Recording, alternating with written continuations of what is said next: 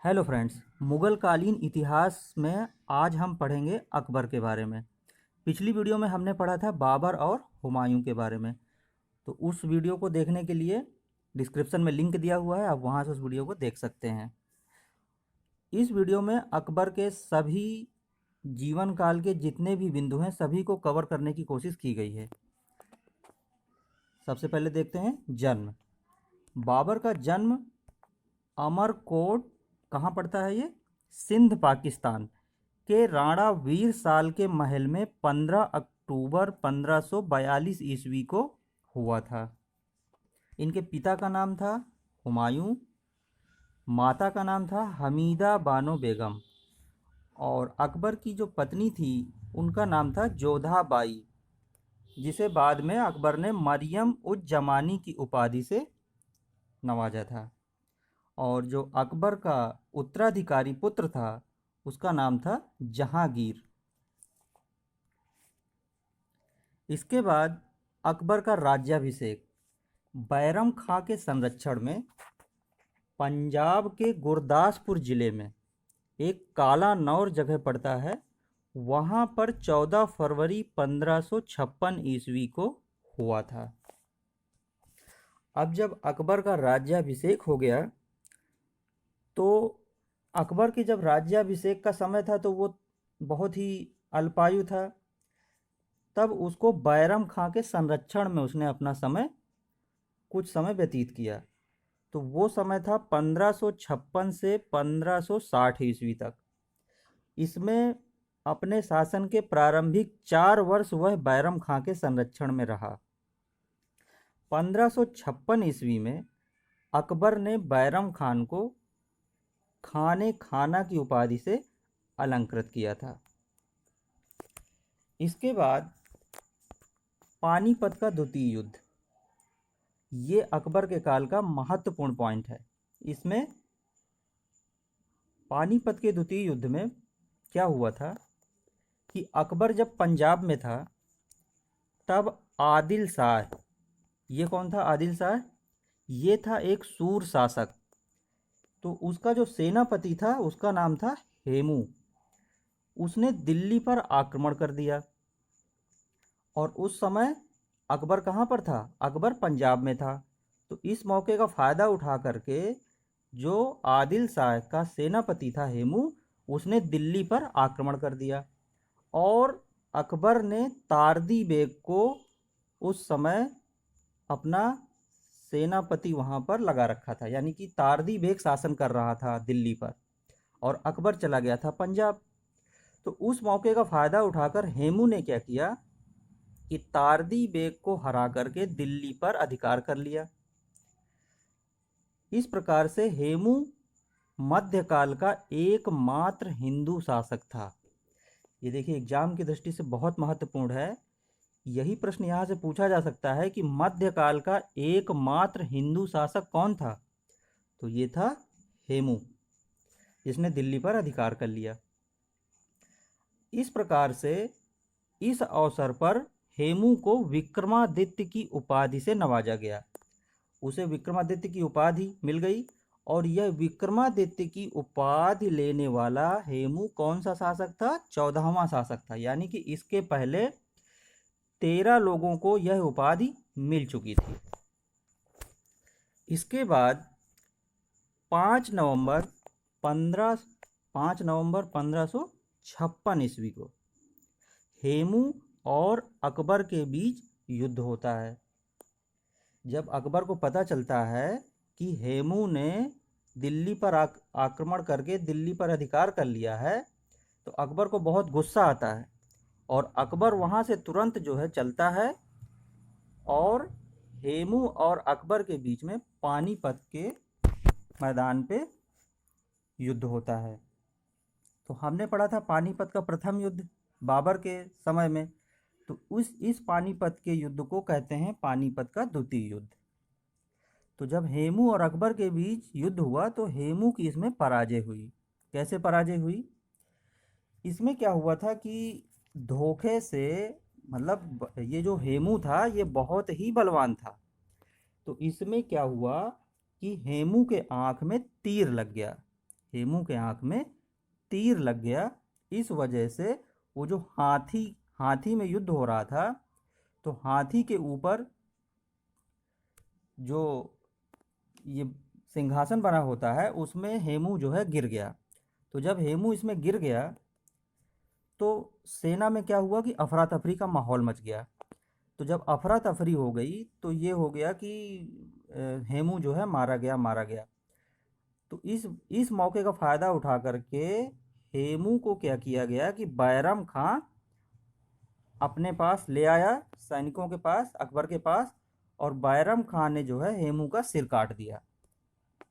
तो इस प्रकार से दिल्ली पर अकबर का शासन स्थापित हुआ। इसके बाद बैरम खां का पतन।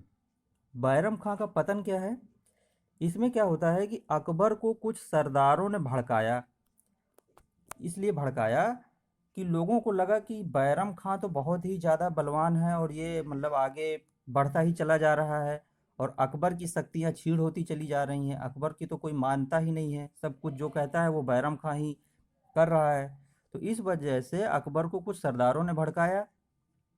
तो जब इस प्रकार से उन्होंने भड़काया तो अकबर ने भी जो है समझा कि हाँ ज़रूर बैरम खां मेरे विरुद्ध कुछ अच्छा काम नहीं कर रहा है, वो अपनी ही जो है चला रहा है।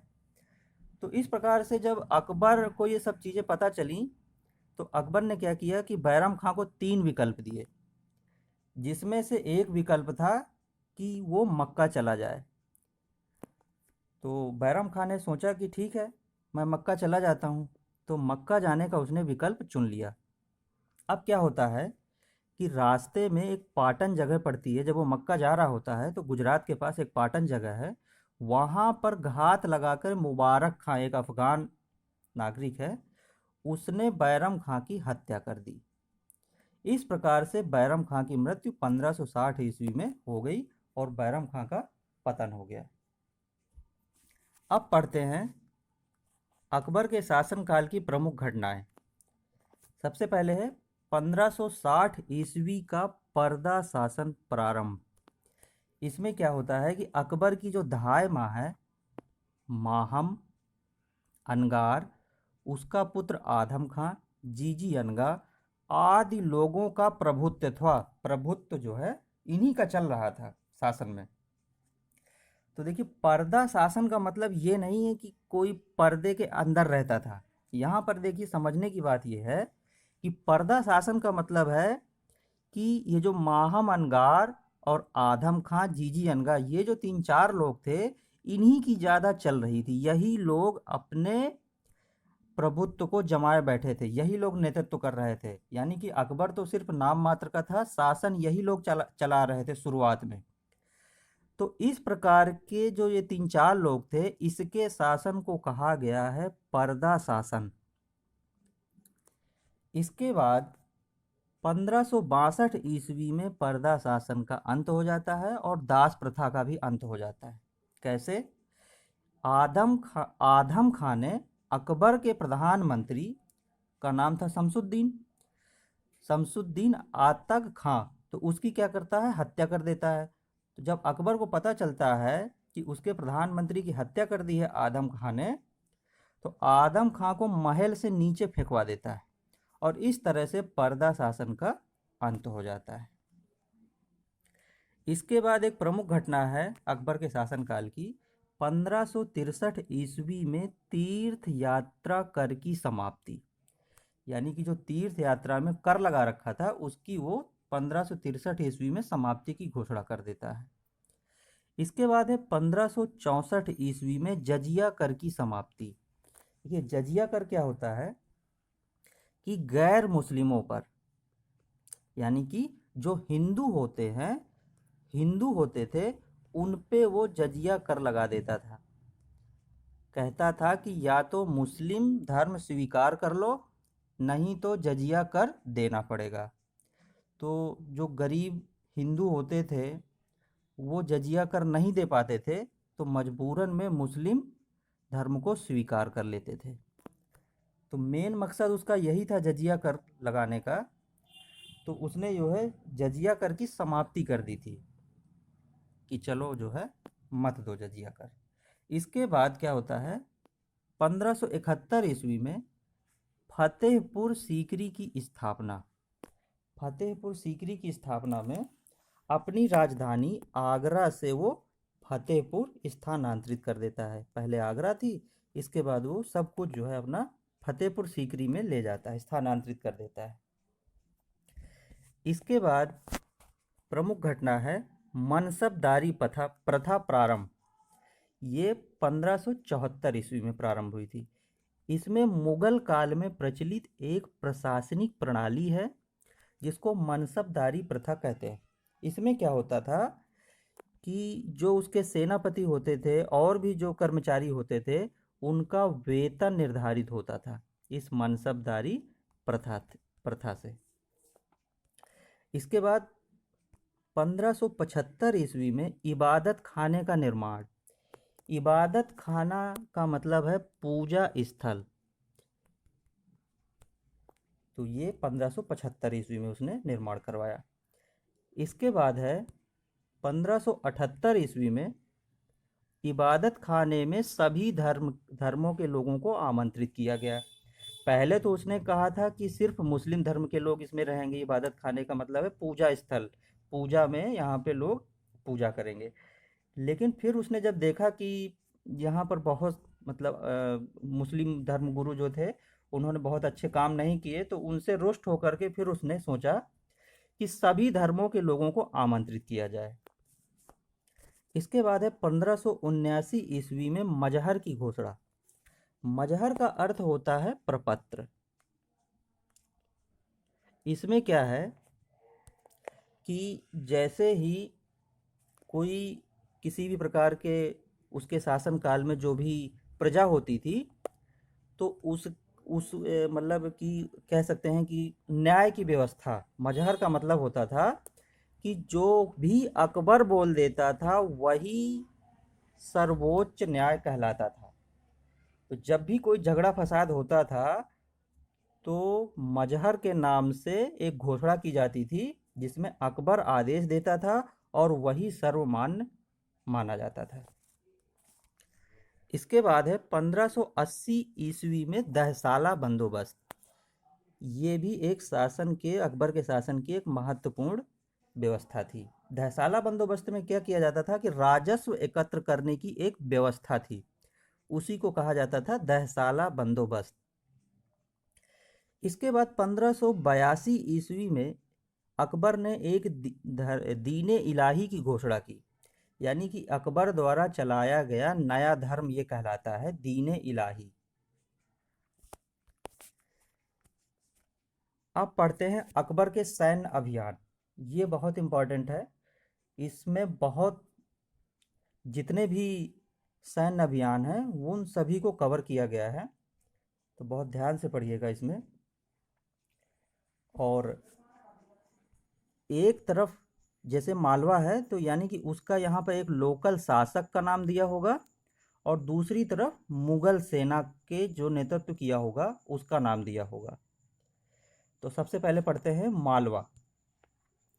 अकबर का जो सैन्य अभियान है वो शुरू होता है मालवा के अभियान से। तो ये है 1561 ईस्वी में उसने मालवा में प्रथम सैन्य अभियान स्टार्ट किया, चालू किया उसने। तो यहाँ पे मालवा का जो शासक था उसका नाम क्या था? बाज बहादुर। और मुगल सेना की तरफ से नेतृत्व किया था आदम खां, पीर मोहम्मद अब्दुल्ला खां उजबेक, यानी आदम खां और पीर मोहम्मद अब्दुल्ला खां उजबेक, दो लोगों ने। तो अकबर का देखिए जो सैन्य अभियान है इसमें जरूरी नहीं है कि अकबर ने ही सारे युद्ध में भाग लिया। उसने अपनी सेना के सेनापति को भेज देता था, कुछ युद्ध में वो स्वयं भी जाता था। तो इसमें उसने भेजा था आदम खां को और पीर मोहम्मद अब्दुल्ला खां उजबेक को। और इन सभी युद्धों में या तो जो लोकल के जो शासक थे वो अपनी अधीनता स्वीकार कर लेते थे या फिर उनको युद्ध में पराजित कर दिया जाता था। यानी कि हर तरफ से अकबर के ही सेना की जीत होती थी। दूसरा है अभियान चुनार का। चुनार के अभियान में ये कब हुआ था? 1561 ईस्वी में मुगल सेना का नेतृत्व आसफ खान ने किया था और चुनार का किला जीत लिया था। इसके बाद है आमेर। आमेर का अभियान चला था 1562 ईस्वी में और यहाँ के शासक का नाम था भारमल। उन्होंने स्वेच्छा से अधीनता स्वीकार कर ली थी। इसके बाद है मेड़ता का अभियान। ये 1562 ईस्वी में हुआ था। यहाँ के जागीरदार का नाम था जयमल, तो इसको मुगल सेनापति का नाम था सरफुद्दीन, उसने जो है जयमल को हरा दिया। इसके बाद इंपॉर्टेंट है गोंडवाना। ये 1564 ईस्वी में हुआ था और गोंडवाना की जो रानी थी उनका नाम था दुर्गावती और जो मुगल सेना की तरफ से जो युद्ध लड़ रहा था उसका नाम था आसफ खां, जिसमें आसफ खां की जीत हुई थी और रानी दुर्गावती की हार हुई थी। इसके बाद है मेवाड़।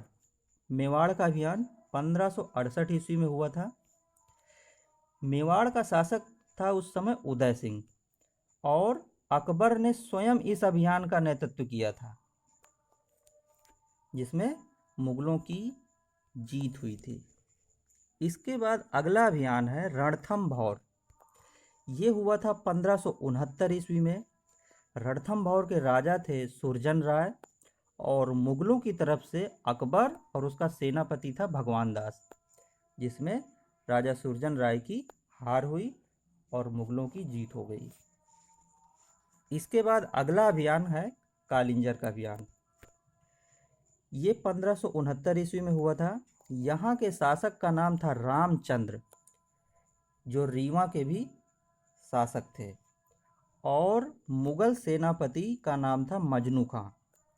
तो इन्होंने मिलकर के ये कालिंजर का युद्ध लड़ा था, जिसमें मुगलों की जीत हुई थी। इसके बाद अगला अभियान है मारवाड़ का अभियान। ये हुआ था 1570 ईस्वी में। यहाँ के शासक का नाम था चंद्रसेन। इन्होंने स्वेच्छा से अकबर की अधीनता स्वीकार कर ली थी। इसके बाद अगला अभियान था जैसलमेर का 1570 ईस्वी में। यहाँ के शासक का नाम था हर राय। इन्होंने भी स्वेच्छा से अकबर की अधीनता स्वीकार कर ली थी। इसके बाद अगला अभियान है बीकानेर का। इसमें यह अभियान हुआ था 1570 ईस्वी में और यहाँ के जो शासक थे राय कल्याणमल, इन्होंने भी स्वेच्छा से अकबर की अधीनता स्वीकार कर ली थी। इसके बाद अगला अभियान था गुजरात का 1571 ईस्वी में। यहाँ के शासक का नाम था मुजफ्फर खां तृतीय और मुगलों की तरफ से सेनापति खाने आजम, जिसमें मुगलों की जीत हुई थी। इसके बाद अगला अभियान था बंगाल और बिहार का अभियान, जो 1574 ईस्वी से 1576 ईस्वी तक चला। यह अभियान बंगाल एवं बिहार के शासक, जिसका नाम दाऊद खां था, उसके विरुद्ध मुगल सेनापति मुनीम खां ने किया था। यानी मुगलों की तरफ से मुनीम खां ने युद्ध लड़ा था और बंगाल बिहार के जो शासक थे उनका नाम था दाऊद खां, जिसमें मुगलों की जीत हुई। इसके बाद बहुत ही महत्वपूर्ण युद्ध है हल्दी घाटी का युद्ध, जो हुआ था 1576 ईस्वी में।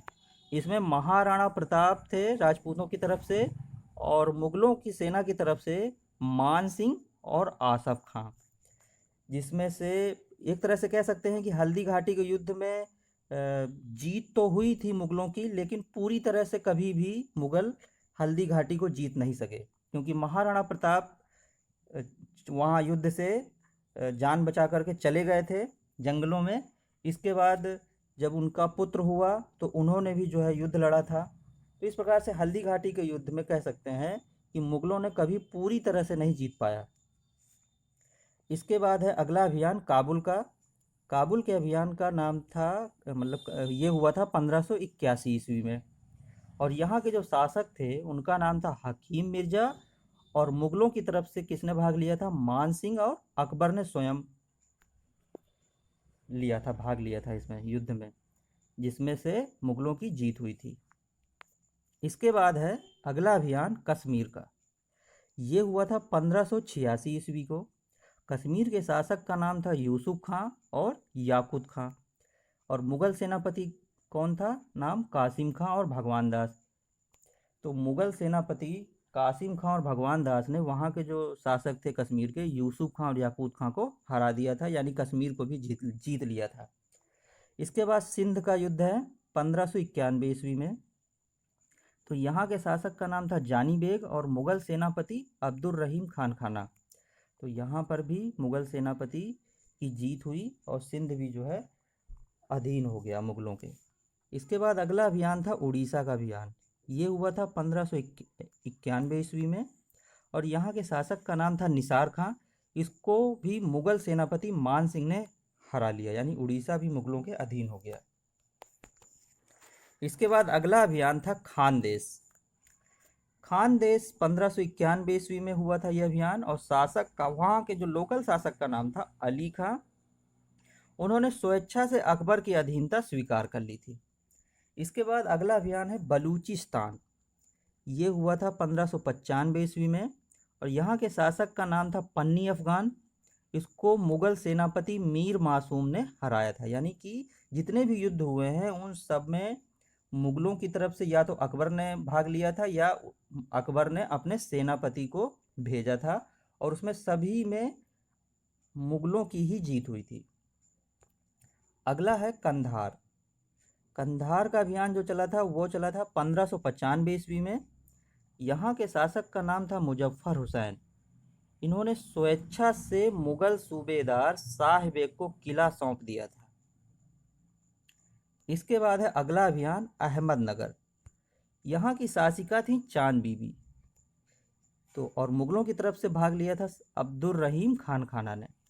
तो यहाँ पर भी चांद बीबी की पराजय हुई और अब्दुल रहीम खान खाना की जीत हुई। इसके बाद है अकबर का अंतिम अभियान असीरगढ़ का अभियान। ये हुआ था 1601 ईस्वी में। यहाँ पर मीर बहादुर को पराजित किया था और यह अकबर की अंतिम विजय थी। तो ये रहे अकबर के सैन्य अभियान। इसके बाद अकबर के नवरत्न। अकबर के नवरत्न में पहला नाम है बीरबल का। यह कहानीकार भी थे और कवि भी थे। दूसरे हैं तानसेन, ये गायक थे। तीसरे नवरत्न थे अब्दुल रहीम खान खाना, ये कवि भी थे और बैरम खां का पुत्र भी था अब्दुल रहीम खान खाना। जब बैरम खां की मृत्यु हो गई थी तो अब्दुल रहीम खान खाना मात्र 4 वर्ष का था। तो अकबर ने अब्दुल रहीम खान खाना को अपने संरक्षण में ले लिया था और जो बैरम खां की पत्नी थी उससे अकबर ने शादी कर ली थी। इसके बाद अगले नवरत्न है फैजी। ये कौन थे? ये अबुल फजल के भाई थे और फारसी में कविता किया करते थे। इसके बाद अगले नवरत्न का नाम है राजा मान सिंह। ये अकबर की सेना के प्रधान सेनापति थे। इसके बाद है 6वें नंबर के टोडरमल। ये वित्त मंत्री थे और ये जो टोडरमल थे इन्होंने विश्व की प्रथम भूमि लेखा जोखा एवं मापन प्रणाली तैयार की थी टोडरमल ने। इसके बाद है अबुल फजल। इन्होंने क्या किया था कि अकबर के काल को कलमबद्ध किया था और उन्होंने अकबरनामा और आईने अकबरी लिखा था। इसके बाद हैं मुल्ला दो प्याजा। ये भी अकबर के सलाहकार थे। और अगले नंबर के हैं हकीम हुमाम। ये अकबर के रसोई घर के प्रधान थे। तो ये है अकबर के नवरत्न। इसके बाद पढ़ते हैं अकबर ने कौन कौन से निर्माण किए। तो अकबर ने प्रमुख निर्माण करवाए थे आगरा का लाल किला, इलाहाबाद का किला, लाहौर का किला, फतेहपुर सीकरी का निर्माण करवाया था, दीवाने खास, पंचमहल, जोधा भाई का महल और बुलंद दरवाजा। ये प्रमुख निर्माण थे। इसके बाद चित्रकला। चित्रकला का बहुत शौकीन थे अकबर और संगीत के शौकीन थे। तो उसके समय में, अकबर के समय में अब्दुल समद, दसवंत और बसावन ये चित्रकार थे। और संगीत में तानसेन, बैजू बावरा, बाबा रामदास आदि, ये सभी अकबर के समकालीन संगीतकार थे। इसके बाद एक पॉइंट अभी और आप लोग नोट कर लीजिएगा कि इबादत खाने में जो पूजा स्थल था उसमें सभी धर्मगुरुओं को बुलाया करता था अकबर। तो उसमें जो है जितने भी धर्माचार उसने बुलाए थे, तो उसमें उसने हिंदू धर्म, जैन धर्म, पारसी धर्म और ईसाई धर्म, 4 धर्मों के धर्मगुरुओं को बुलाया था। जिसमें से हिंदू धर्म के जो धर्मगुरु थे, हिंदू धर्म के धर्मगुरु में उन्होंने देवी और पुरुषोत्तम, इन 2 लोगों को बुलाया था। देवी और पुरुषोत्तम ये हिंदू धर्म से बुलाए गए थे। जैन धर्म में हरिविजय सूरी, हरिविजय सूरी।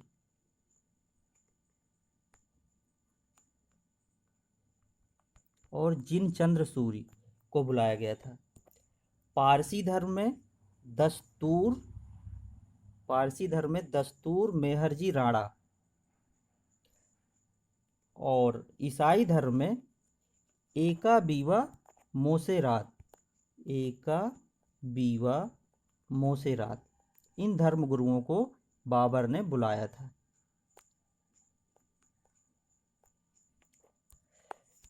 तो ये अकबर का पूरा संपूर्ण जीवन काल का लेखा जोखा हो गया। इसके बाद मृत्यु हो गई अकबर की 3 अक्टूबर 1605 ईस्वी को। कहाँ पर? सिकंदरा, आगरा में। इसमें अकबर बीमार पड़ गया था और 1605 ईस्वी की रात्रि में उसकी मृत्यु हो गई। इस प्रकार से अकबर को सिकंदरा, आगरा में दफना दिया गया। तो फ्रेंड्स, अभी तक अगर आपने चैनल को सब्सक्राइब नहीं किया है तो कर लीजिए, और बेल आइकन प्रेस कर लीजिए, जिससे आपको वीडियो का समय से नोटिफिकेशन प्राप्त हो जाए। थैंक्स।